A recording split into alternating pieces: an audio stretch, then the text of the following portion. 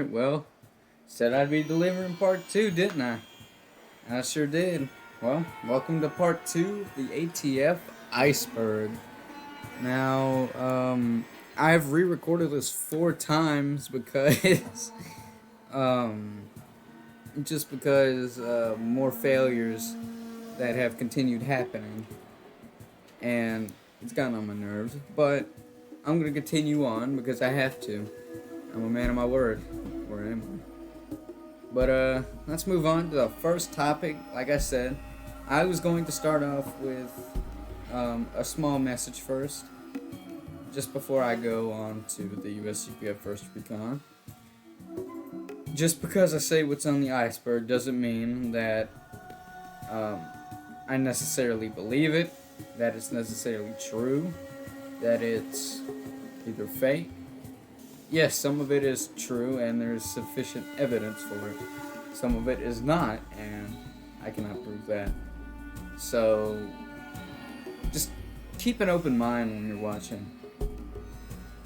So, let's get into the first part of this iceberg. So, the first thing we're going to be talking about is the USCPF 1st Recon and the USCPS Special Operations Division. Now, these were just two separate divisions, a part of the USCPF during the early days of sandstorm, darkness, rain, back before the more modern roadblocks. And usually they just stuck around doing what they were basically assigned to do. Not much to add or say to what I said last time. They were just a part of the USCPF for a short time until Discord came around, and then they kind of faded into obscurity. So, most of these don't really exist anymore. Let's move on to our first user on this list. Very infamous. Mainly for ERPing. A ton. I mean, not just a little bit, I mean a ton. And I'm talking about, yep, you might have guessed it if you're a older ATF player, Lady Jade, or by her alternate, Gwen_XO. Now, who the hell is this, you might ask, if you're a newer player.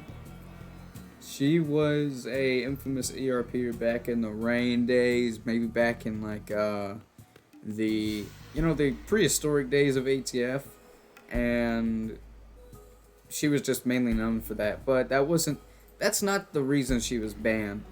The reason supposedly she was banned for was slander, and that's really all I could find upon the user. And that's what I have heard from other people who were actually playing ATF back in the day. So that's all I could get from it. Let's move on to another one, which this one also kind of signifies possibly the dark side of ATF, or the dark side of the staff, or whatever it may be, whatever you want to call it. LPM nepotism. What is that? It's basically, let's say you're a job owner, right? And your brother needs a job, alright? You give him that job. It doesn't matter. He didn't need to have a college education because you're related to him. But everybody else who is working for you has that, but he doesn't. And he doesn't have the proper requirements or the proper skill to work how you want him to. And that's what's considered nepotism, if I'm correct. Sometimes, I'm not always the best with it, but if that's the case, then this is what that is.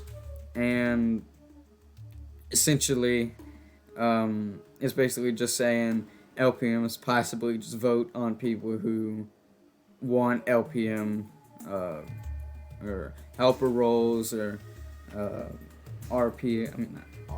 helper or moderator roles, or stuff like that. And it basically, what do you call it? It's biased. is I think what they're trying to say upon the iceberg, which it's a pretty good controversy, I'll be honest. But I also, referring to earlier, this doesn't mean I necessarily believe it or condone it. It's just what's on the iceberg, and it's what I can provide. The next one is talking about Osaka, but I don't know too much of what it's talking about. But it's labeled Osaka's backrooms. I don't know if this was like the prehistoric scented con backroom type thing, or like a VIP lounge, which we'll get on a VIP lounge in a moment. But I just don't know too much about this topic to even say anything. If anybody can give me some clue to it, or refer me to something that talks about it, that'd be pretty G.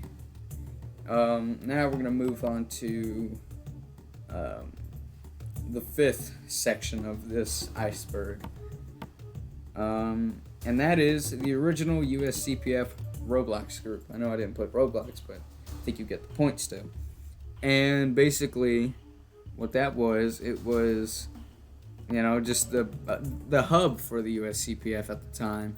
And eventually, what happened to it is it was the current leader who had it, or the last person who had it.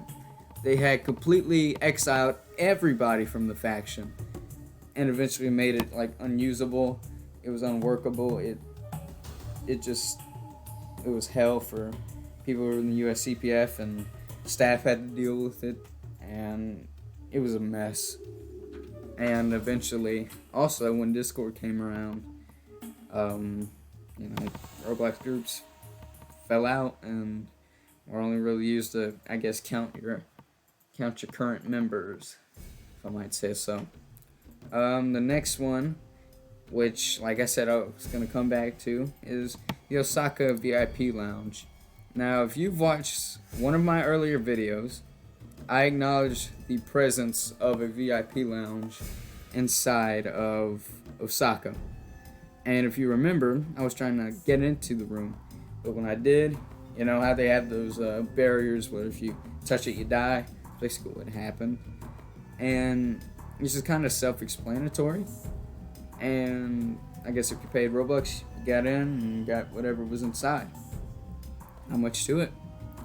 The next one is the last one on the fifth section, which is Chad the Creator's MySpace. You might be like, what? What is this? Well, basically what this was his MySpace page, and the only lead I could find to it is somebody on Twitter, which is probably where I shouldn't look at, and they had basically said they had spammed the MySpace like a really long time ago when it was still active. Because if you don't know, MySpace has been down for years, many years. So, I guess it was just kind of one of those things that existed, and it just doesn't anymore. Obscurity. The next thing I'd like to talk about, and this starts off our sixth section, our last, and that would be ATF 5 or Reigns PvP. Now, I don't know too much on this topic, but I would assume this is for skirmishes. It would just be for like a special event, like let's say USCPF versus USCPF or something related to that. I would assume that's kind of what would happen or go down, and it'd be kind of cool. I've been in like PvP for Project Spark. It's kind of fun. It just kind of sucks when you die. Like, these are actual weapons that damage you, and I think it would I think this is kind of relating to how Osaka and ATF 1 and ATF 2, the originals, they had PvP, actual damaging weapons that hit you and hurt you, which both the games have been broken for years now, so they probably don't anymore. Scripts are outdated. So the next one is quite interesting, in and itself, and it was before Discord, which I think you might already know. ATF, Skype, or ATF faction Skype groups.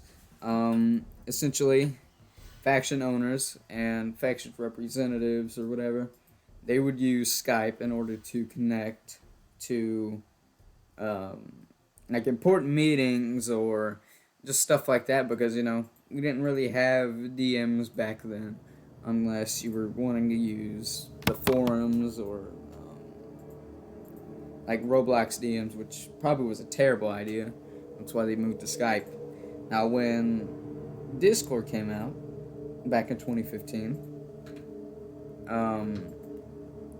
Skype kind of just slowly fell into obscurity.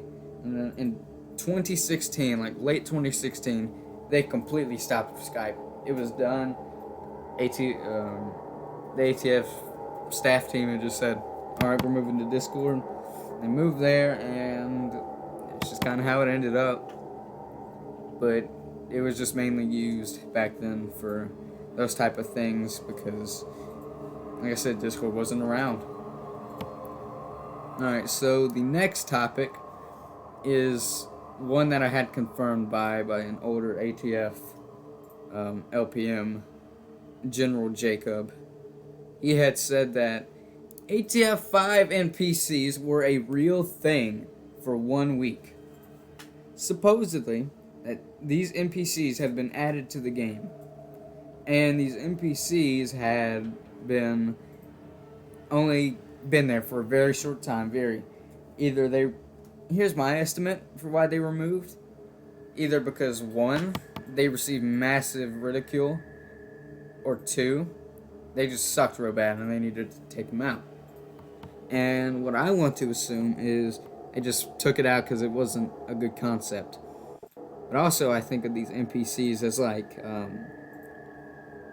if you go to the older ATF games or watch my older video, basically, there's items you can interact with, and they'll have a chat bubble, and then it'll basically say, pick what you want to do, and then you do this, and then it basically tells you what's inside or what you just did, stuff like that. It was pretty simple. That's kind of what I assume it was. The next one is our second user upon this list. Another infamous one, and that is Fox God. Now, Fox God was, I don't know the history behind him, but the only thing I really know is how he got banned. And he got banned for things like FRPing, harassing, PRPing, I don't remember what, private roleplay, just big stuff. And eventually he was kind of the first one, or he was one of the first ones to be on the ATF ban spreadsheet, which, pretty crazy, I guess, but I guess it's just what happens.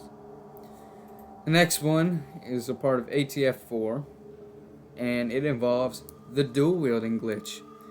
Older ATF players might know it, some might not.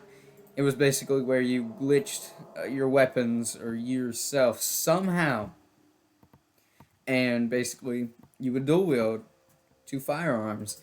But the twist about it was that it could crash the server. It could literally crash your server. And when staff team found this out, they wrote out a immediate ban upon the dual wielding glitch. They just outlawed it right then, right there. And so people got banned for it, or at least I assume so. And it's just what happened. Nothing more, nothing less. The next one, I couldn't find much on either. But this also goes back to the part where I said you might want to keep an open mind about this.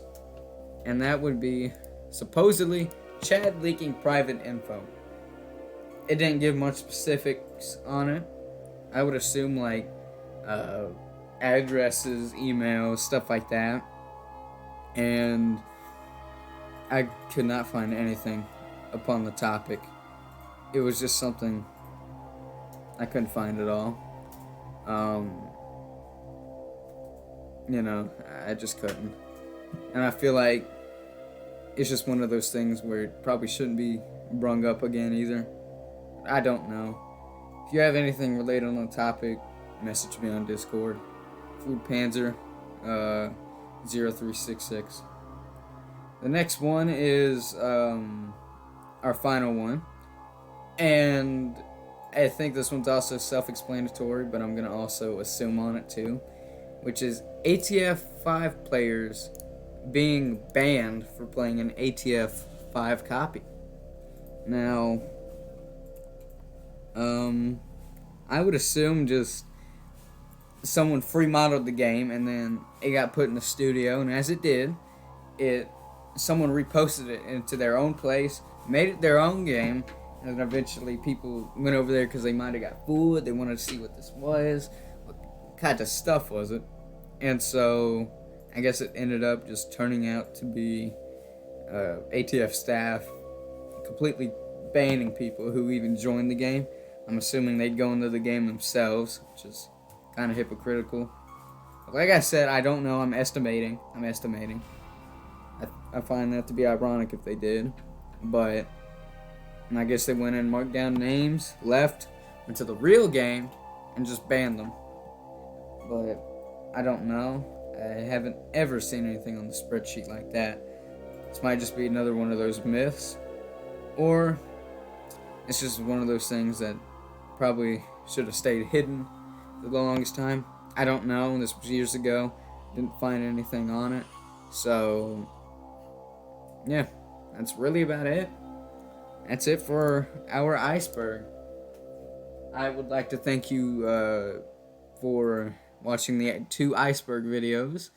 Like I said, if they receive decent amounts of praise, I will do a live stream going over everything within the spreadsheet. I mean, not the spreadsheet, the Iceberg. And whether I know it or not, I will explain it. I will try to explain it in my best kind of knowledge. But, yeah, that's about it. I'd like to thank you for watching, sticking around. It's been over a year since I made this account, but not necessarily the first time I made Edgy Thief. Wow, I hadn't said that in such a long time. But, yeah. I'll see you all around.